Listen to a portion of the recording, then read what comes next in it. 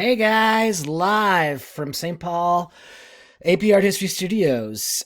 It's Renaissance through Baroque. So take out the slide list from the last lecture, which I'll actually attach to this one. And then also a little bit later on, we'll take a little break, and then you'll get out the Baroque to Rococo slide list for the 250, 82 through 98, if you're keeping track. All right, let's go. So we saw something about this painting actually on one of our EMACs. It is the very famous Robert Campine. I guess we got to put in their workshop of. The whole thing wasn't done by him, and it's a little mysterious as to how much he did. The Annunciation triptych, which is one of my favorite works. Just quickly remember, in the middle, it's Gabriel coming in and asking Mary if she wants to be impregnated by the Holy Spirit, and therefore carry the baby Jesus. And instead of a dove coming in as the Holy Spirit, it's actually a ghostly figure with a crucifix, and it goes through the window up top there, the first round window, without breaking the window, representing Mary's virginity. On the right, you got Joseph making a trap for the devil in his workshop. And then on the left, you have the patrons who paid for the work of art. We don't know who's in the back there, sort of awkwardly holding his hat. And I believe, wasn't it the woman that was later added? The man was first. Okay, so what makes this Northern Renaissance? Exquisite drapery. Love that drapery. A lot of detail because it was done in oil. An urban backdrop. A lot of symbolism. The woman has crimped hair. Sorry. What else? Well, if we saw her nude, which we never do, she would have spindly arms, and if she wasn't pregnant, she would still have sort of a protruding stomach. Yeah, so I was reading just recently, maybe a couple weeks ago, that there used to be paintings of actually the Virgin Mary giving birth. And I've been teaching this stuff for 28 years, and I've never seen anything like that. Maybe they were all destroyed or something. Maybe they're too disturbing to people. But I'd never read anything about that before, so that's kind of an interesting thing. What else? God, I'd love it if this painting was on the test on the national exam. But, hope springs eternal. Okay, and then this is a Renaissance church. And I think I've said before, I don't particularly find Italian Renaissance churches to be very interesting. That's just my own little, thing. And you can see the influence of the Greek and Roman world with the arch and the columns. And then inside, rather boring arches again and fake columns. Very much influenced by the ancient world. And it makes sense because the Renaissance, in most people's sort of definition, is a rekindling of an interest in the ancient world. And they were using the art of the ancient world as a model. So there you go. Okay, and then, whoa, what if they put this one on? The quiz. I wish it was a quiz. Well, 45 minutes is more like a quiz than 3 hours. This will maybe be on the national exam. So there's been a little bit of revisionism with this painting. They think now that it wasn't a wedding portrait. But anyways, I don't want to get into that. It's just, let's get into the symbolism. So down below is a dog representing fidelity between the couple. There's a lot of religious stuff going on. They both have their shoes off in deference to God. They also have around the circular mirror are the Stations of the Cross.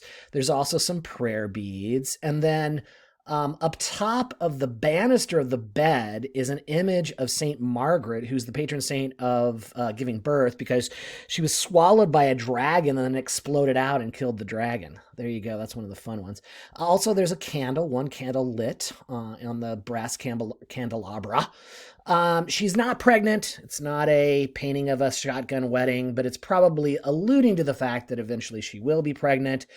We know that they are incredibly rich individuals because there's oranges in the fall season. That would have been very expensive. Also, the green and red dyes would have been a lot of money. There's also fur and lining both the dress and his wardrobe. And then also, of course, famously in the mirror, you're seeing the reflection of two people at the window, and then Jan van Eyck has his big signature there, and it says Jan van Eyck was here. So for a long time, we believed that he was both witnessing the wedding and painting it, but that is kind of gone up in a little bit in smoke as of late, because we've realized, I think, something about, well, I don't want to get into it because I don't want to confuse you guys. But anyways, it's a very small painting, like most Northern Renaissance paintings, very detailed and beautiful, and Jan van Eyck deserves our praise. Oh, here we go. I forgot I put this in here. Okay, so yeah, so there's two people at the door. Possibly one of them is Jan van Eyck, and then you see his signature up above. All right. Now we're moving back to the Italian Renaissance, and this is Donatello's David. It's a rather disturbing one in my estimation. Of course, this is from the Old Testament. David is a young man and goes out and kills Goliath and chops off his head. Many people don't know he didn't kill Goliath with a slingshot. He actually injured him, and then he cut off the head. And why the heck David is nude and in a pretty Easter bonnet, I don't know. But the important thing for this probably is just to talk about the influence of Greek sculptures, particularly the contrapposto stance, where there's a weight shift. And obviously, Donatello was looking at Greek and Roman sculptures, and it influenced this particular sculpture. Okay, let's get into Leon Battista Alberti's Palazzo Rucellai. My apologies to all Italian-speaking students. I probably butchered that name a little bit. And basically, Italian exteriors, Italian Renaissance exteriors, are very well planned out. They're very logical, and once again, they show that influence of with the Roman arch and the fake Corinthian columns.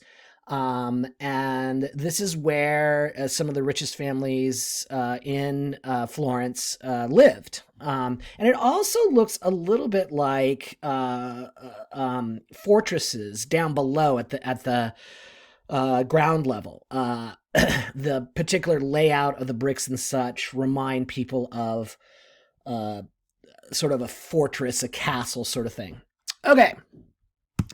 Now we're going to Frau Filippi Lippi. It's a really fun name to say. Madonna and Child with Two Angels. And what's great about this is that you guys have just seen recently the Middle Ages and how they approached the modeling of the figure.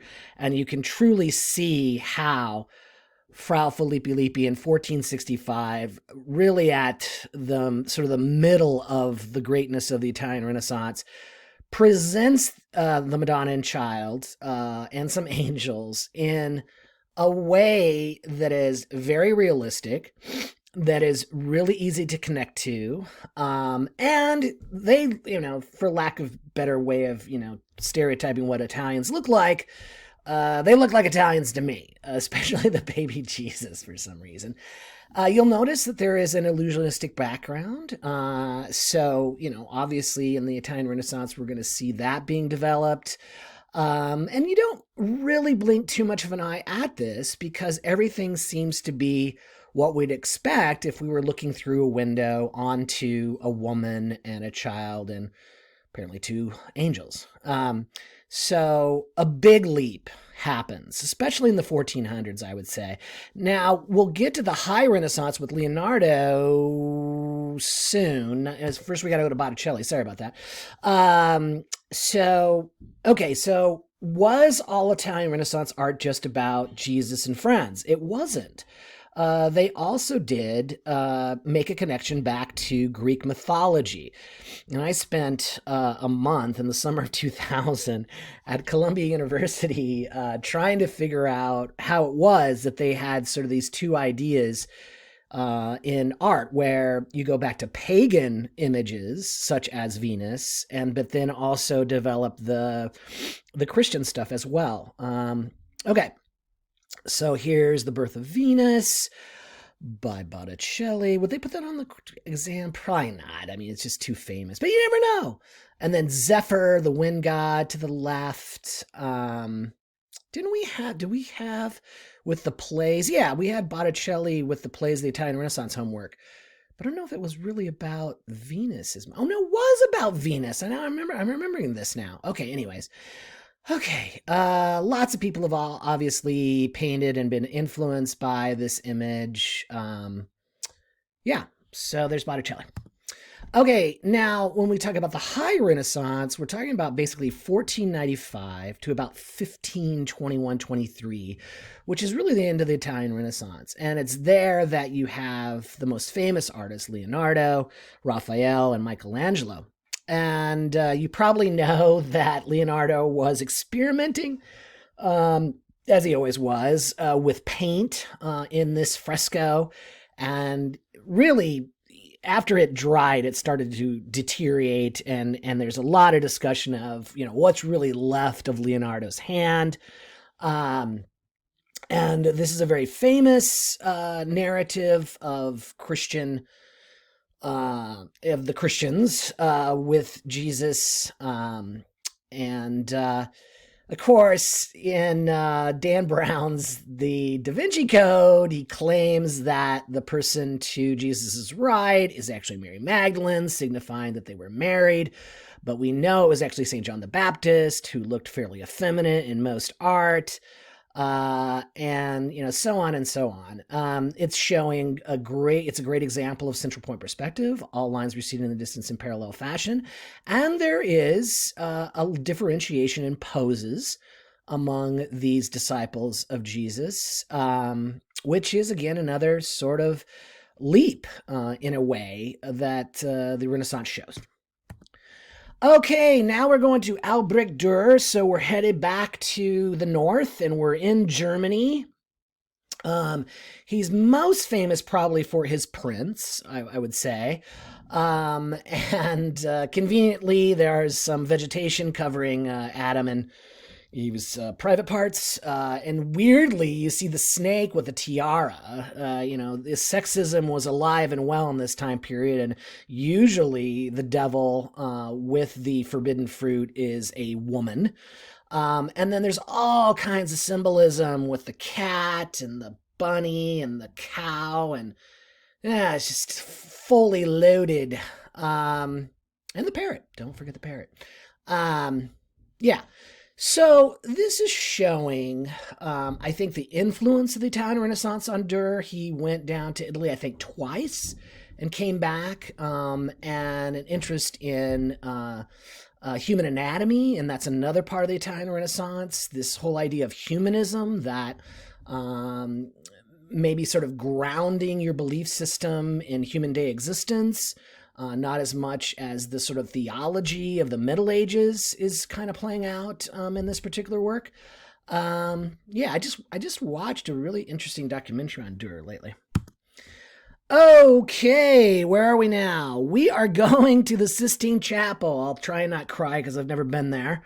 And here it is. The ceiling, of course, was done by Michelangelo.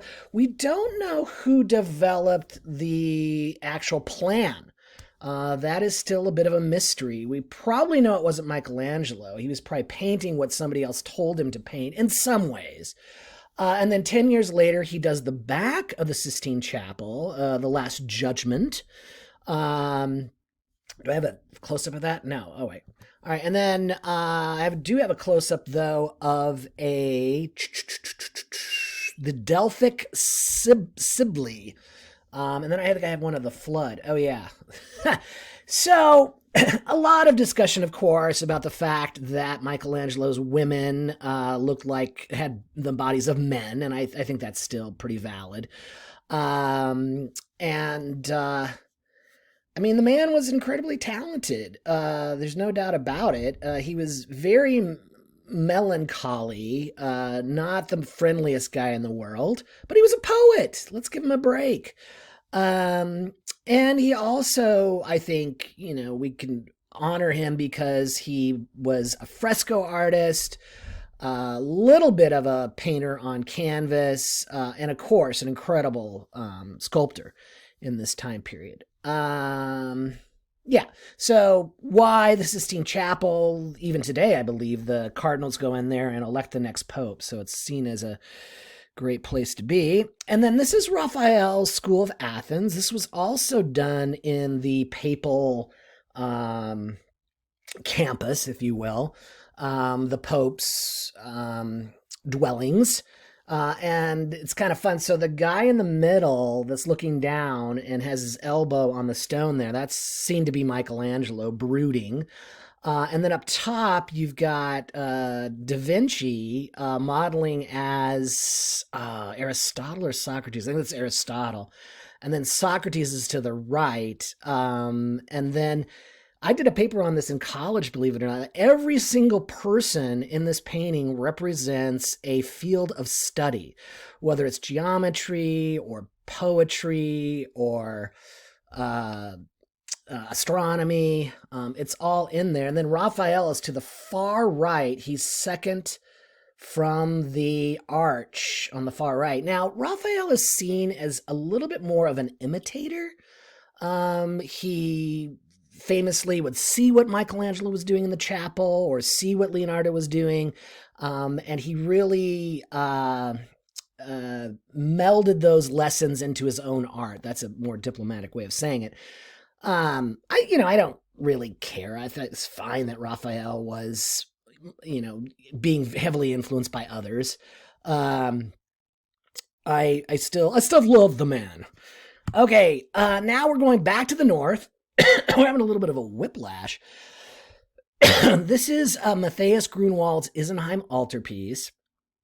I don't think we've ever talked about it in class.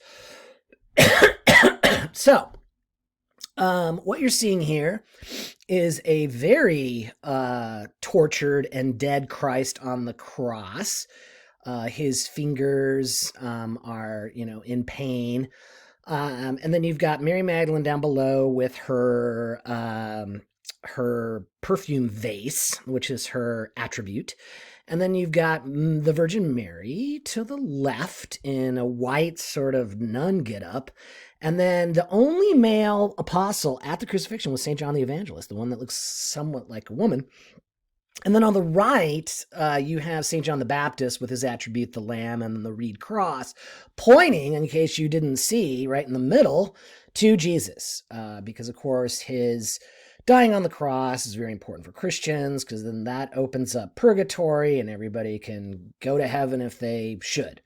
On the left is St. Sebastian, patron saint of the plague. And then on the right, another plague saint, St. Anthony the Abbot. Now, down below is one of the most gruesome bodies of Jesus. It's layered with lashes. And believe it or not, this whole altarpiece was in a hospital for people suffering from the worst of diseases, with especially the plague, and leprosy and such. And then when you open it up, it gives people hope. On the left is a rather bright colored Annunciation. You have some angels playing some musical instruments, which is always quite lovely. And then you have Madonna and Child with apparently a Christian volcano going off in the background. And then you have one of the most psychedelic, awesome Jesuses of all time. Oh, darn. I thought I had kind of close-up of it. Sort of a Haight Ashbury Jesus, with white Greg Allman Band beard and hair and a tutti frutti orange in the background. It's just so. In essence, this is a great example of how where a work of art is placed is important or is reflected in the art itself. And so this opening up of a polyptych was supposed to give hope to plague-stricken individuals. And it would have given me hope. And then from 1523 up to the end of the 1500s, we have what's called mannerism. I think we've talked about it in class before. So mannerism is when you elongate the figure and you have a very interesting color palette. And if you look at artistic evolutions or revolutions, it happens sort of in a bell curve. So the Proto-Renaissance would be the early part of it. The top of the bell curve would be the High Renaissance. And then there's this sort of bastardization of the art. It goes too far on the down curve. And that's what mannerism is all about. They just went a little too much with their mannered hands. Although I really like this painting. I always have. This is Pontormo's The Entombment of Christ. All right, and then this one I had really never seen before the 250 was introduced in 2016. This is Lucas Cranach. He was the favorite artist of Martin Luther. This is called The Allegory of Law and Grace. And I believe on the right side, what they're saying is that with the crucifying of Jesus and his resurrection on top of a skeleton and a kind of a fun little dragon down there, that man, woman will achieve the afterlife. Whereas the Old Testament on the left isn't going to get you there. And then there's a last judgment scene on the top, which is kind of interesting.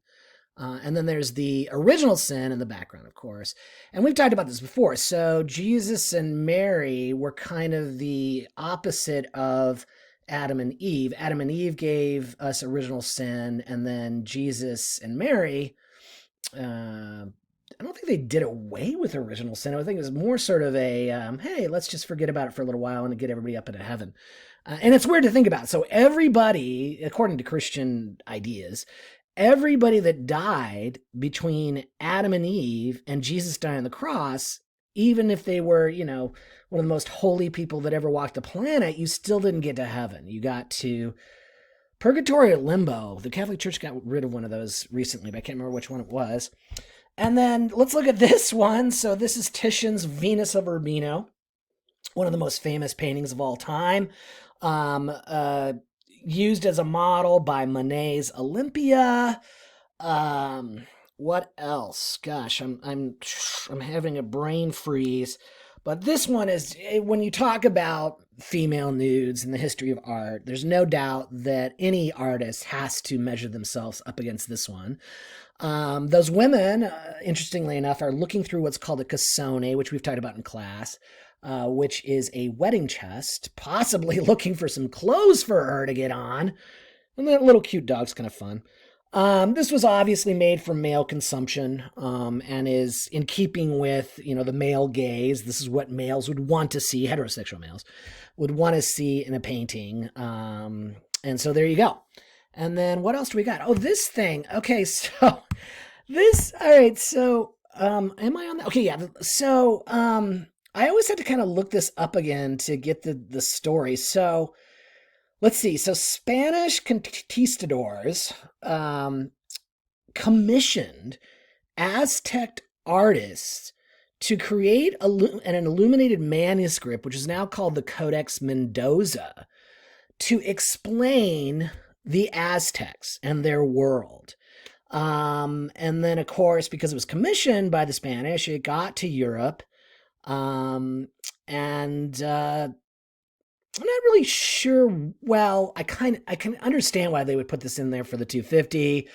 This example, it reflects, of course, the conquest of the New World by Europeans. It is also in a sense, a non-Western piece because it's Aztecs who are creating these signs and symbols that are explaining their world.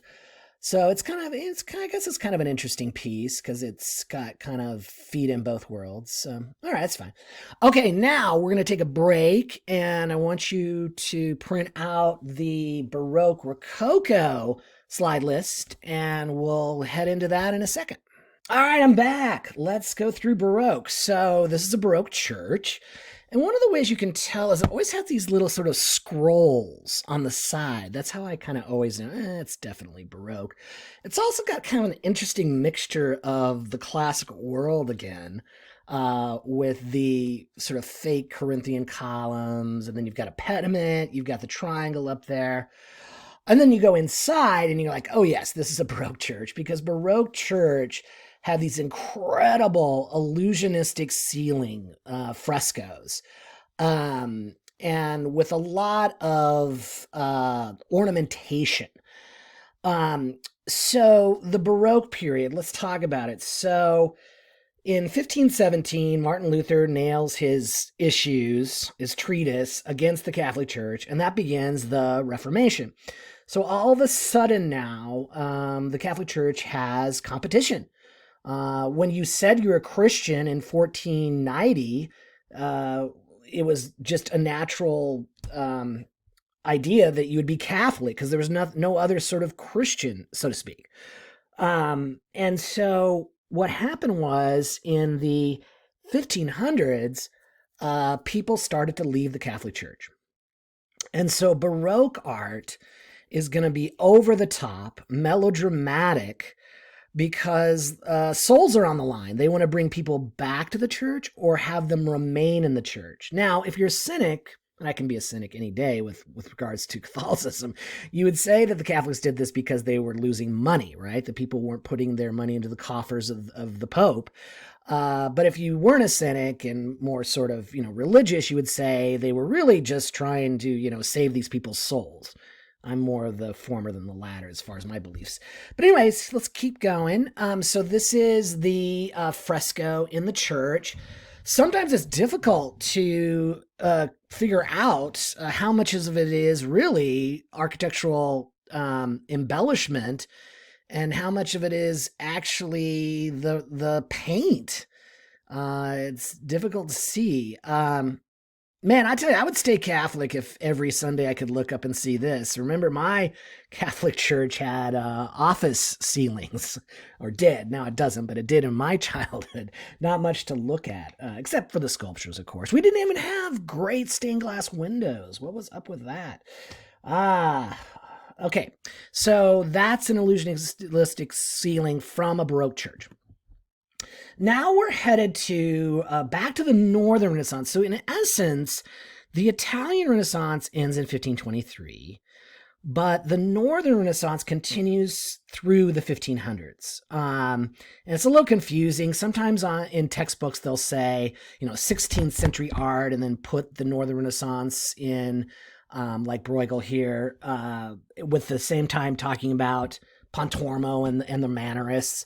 But anyways, so this is Bruegel, and he is from present-day Netherlands, and this is one of a number of seasonal paintings by Bruegel.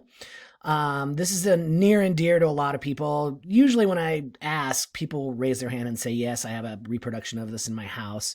Maybe not as much as it was in the past. It stirs the old Minnesota blood with ice rinks and such. But yeah, so it's a winter hunt. Bruegel oftentimes has a lot of diagonal compositions in his paintings. And yeah, there you go. All right. And now we're going to throw in a mosque, which seems a little strange. So this is the Mosque of Selim II in Turkey. And of course, the fastest way to figure out that this is a mosque would be looking at the minarets, the towers that the man goes up every day to call to prayer. But now in a modern society, they have some microphones and speakers. Now, we've talked a little bit about this before. you don't have to have dome architecture to make it a mosque. There's certainly mosque in Minnesota, one that I've been to that's not doesn't have a dome plan. It just so happens that especially in what is called the Middle East today, you see a lot of domes, and yeah. So there you go. And if we went inside, of course, we would see the mihrab, the niche in which you pray to, because it's pointed towards Mecca. And it looks like this thing looks large enough that it could have held the whole Islamic community at a time. Probably not anymore. Oh, here's inside the dome plan. Remember the 3 types of decorations with inside or anywhere in Islamic art would be calligraphy, vegetation, and geometry, which I think we see examples of in this one. Yeah. Okay. And then here is the architectural plan, the worship hall, the courtyard, the hospital. Interesting. Madrasa is the school, and then the cemetery. I think I told you guys about how I, with my girlfriend at the time, came across an Islamic funeral. It was a very, very strange experience. Right outside a major mosque, a mosque of Suleiman the Magnificent in Istanbul. Okay, who is the most famous Baroque painter, Italian Renaissance Baroque painter? Without a doubt, it's Caravaggio. He, in fact, is the most written about artist of all time. He surpassed Michelangelo a couple years ago. And this is his famous calling of St. Matthew. Jesus comes into a room and says, "Hey, you," I'm paraphrasing. Far be it from me to quote the Bible, as you know. He's a tax collector, and he says, "Who, me?" And he goes, "Yes, you. I want you to be one of my followers." Now, this is kind of taken out of context because there was 3 paintings about St. Matthew's life. This is the middle one. The first one, was it the middle one? So there's 3, and there's one of him just alone, then this one, and then him being assassinated, actually. And at some point in the day in this dark Baroque church in Italy, I think it's in Rome, the light goes over where the light is coming in on the actual painting. Now, let's talk about Caravaggio a little bit. So one of the things that you're going to see with him, and it's very much a part of the Baroque period, is what's called the chiaroscuro, which is that dark shading that we associate with this time period. Also, it's going to be melodramatic. It's not going to have a logically constructed plan, because it's just a little bit sort of every which way, so to speak, with the composition. Also, what you'll see with Baroque paintings is you're seeing a split second in time, and we definitely see that. He's just pointing to himself. Jesus is just sort of like, "You!" And then last but not least, one of the revolutions that Caravaggio presented to painting at the time was that he had everyday people posing. Now, there's a theory about that. We don't have any preliminary sketches for his large works, which is just unheard of in art history. So we believe that actually he sketched on the canvas and then just started painting. If that's true, he had to have modeling for a long period of time. Who could he afford? Only the very poor and people out on the streets. So that's Caravaggio. Everyday people in his paintings, dark chiaroscuro, melodramatic, and the composition is sort of every which way. Excuse me, this is a work by Peter Paul Rubens, who is from Flanders, where I think Flanders is now taken up by Belgium and the Netherlands. I always thought it was Belgium and France, but I kind of get confused on that. Anyways, it is not a country anymore, of course.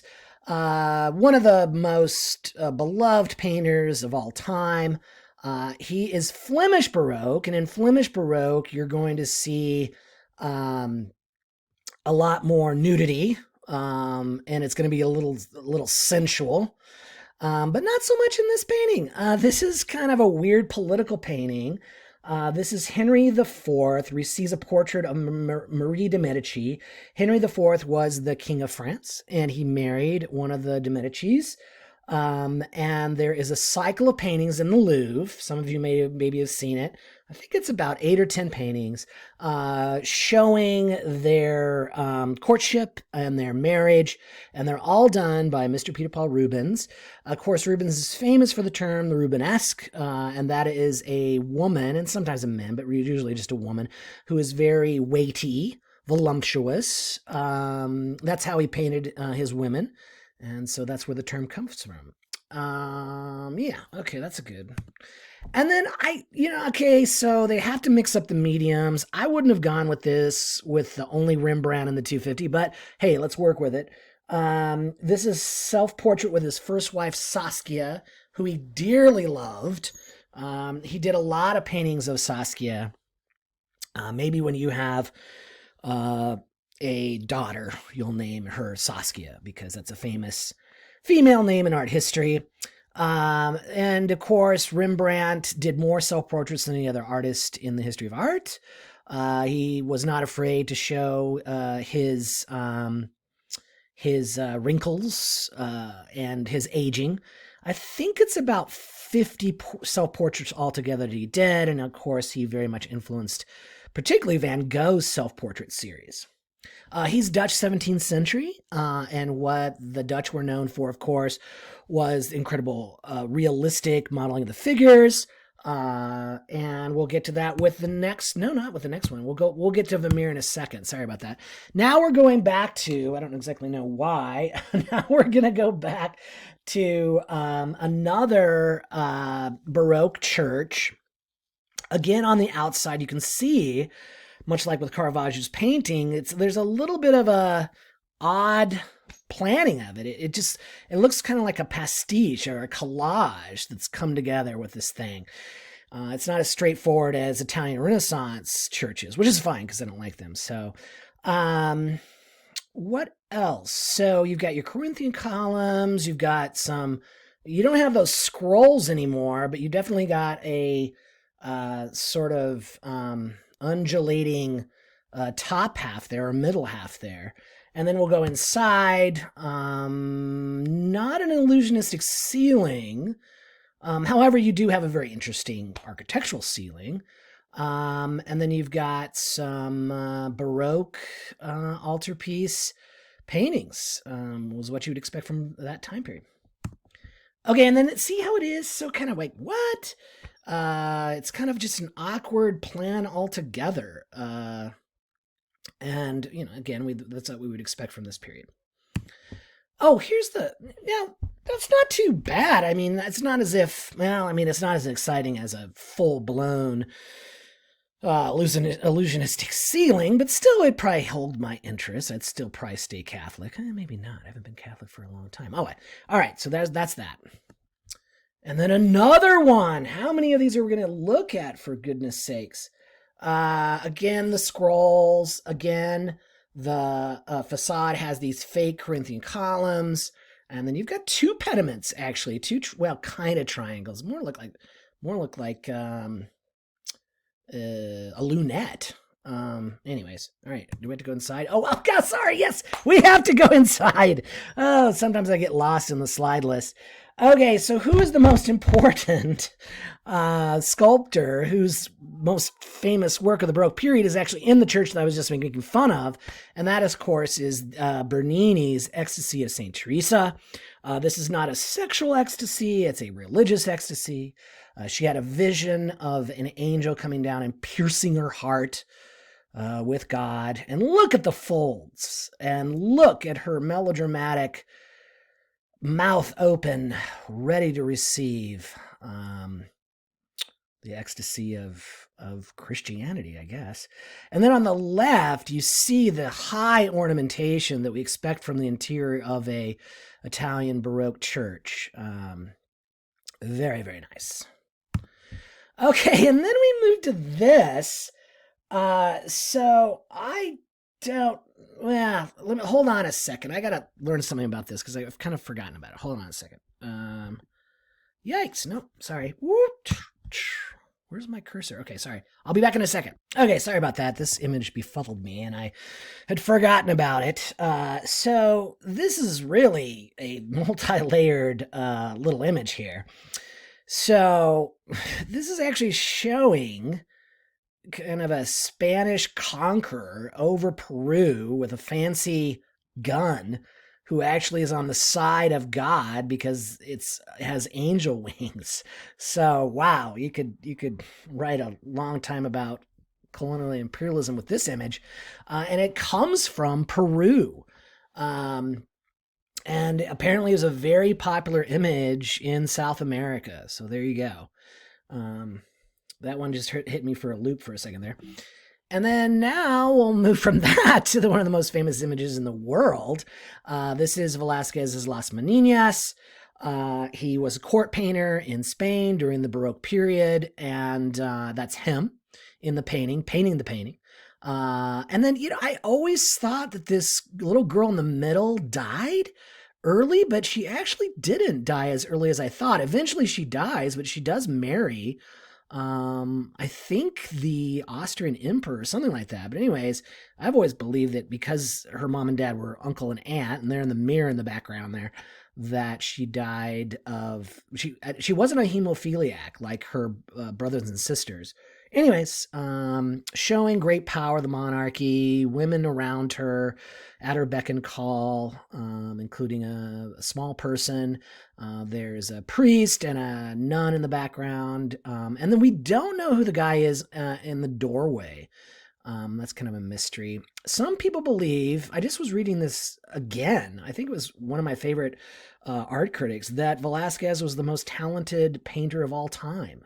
Take that one to your dinner table tonight and make a little argument about that. Okay. And then, of course, we have to have this Vermeer. Now, the one Vermeer question that they've had in the last 10 years, I hated. And, I hope they don't bring Vermeer into the test in 2 weeks. But anyways, so Vermeer was Dutch 17th century painter. There's only 36 of his paintings in existence, one of them having been stolen and never recovered. Typically in a Vermeer painting, you'll see light coming in from a stained glass window on the left.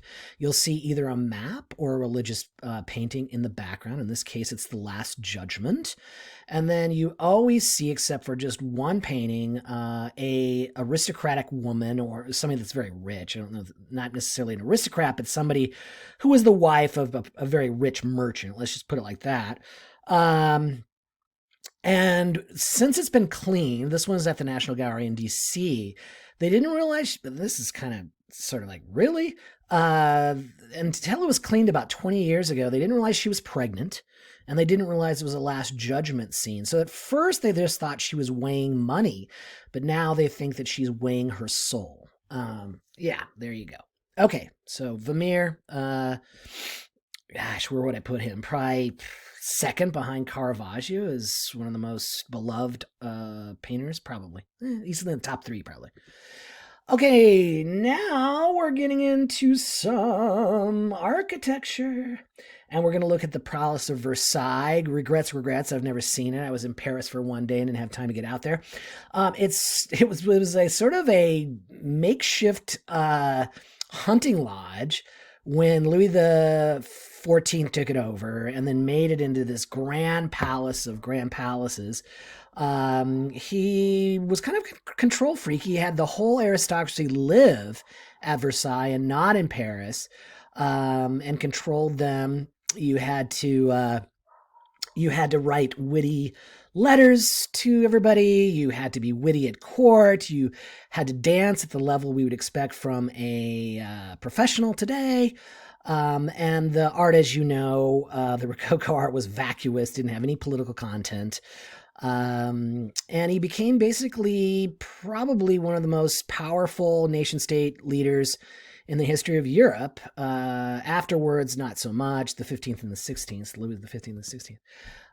And you can, maybe we did this on an EMAC, there's this really cool thing online where you can see what years there were additions to the initial palace. If you claim that everybody's got to live with you, you've got to make rooms for them. And he did that, or not he did that, but the people below him did. And then I always like to show Sofia Coppola's Marie Antoinette movie because the the coach goes right up to the doors of this plaza, which is absolutely stunning. It's on my bucket list. Let's see, next 5 years, maybe next 10. We've got some other countries to get to. And then, of course, the very famous Hall of Mirrors, where a number of different treaties ending European wars were signed. You'll notice the barrel vault ceiling with illusionistic paintings. And it's just all about showing the money, showing the power. And certainly Louis XIV knew how to do that. Okay. And then here's the gardens. And then this one. All right. I'm going to have to take out a second and get back to this one. Hold on.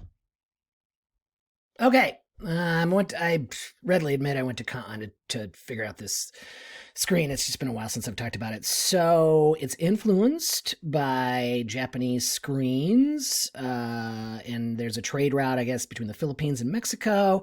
This is a Mexican artist. This is only part of this screen. The rest of it's in Spain, and it's showing the ruling class Habsburgs in a war with the Turks. Not really sure why this is in the 250, to be honest, but hey, it's there.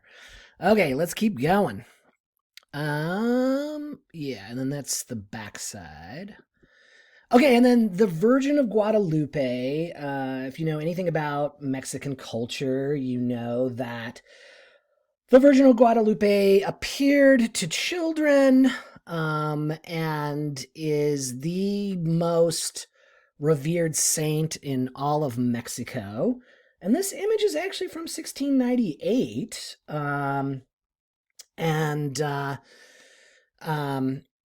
There's something about flowers with inside her cloak that is a very famous part of the story.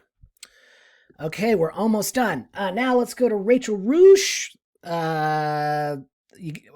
They should have put more female artists in the 250. Let's just not beat around the bush about that. But thankfully, they have a work by Rachel Roush. She's a Dutch 17th century artist, known for her still lifes. I particularly like the bluish lizard. Of course, the Dutch were very much into realistic painting of their world, and sometimes the abundant nature and materialism of what's being painted is a warning against that materialism. Sometimes it's not. Yeah, you really can't go wrong with Rachel Roush. Okay, and then what else? Okay, and then this one is an image that's become a little bit more well known because a very famous African American poet has it on the front of one of her collections.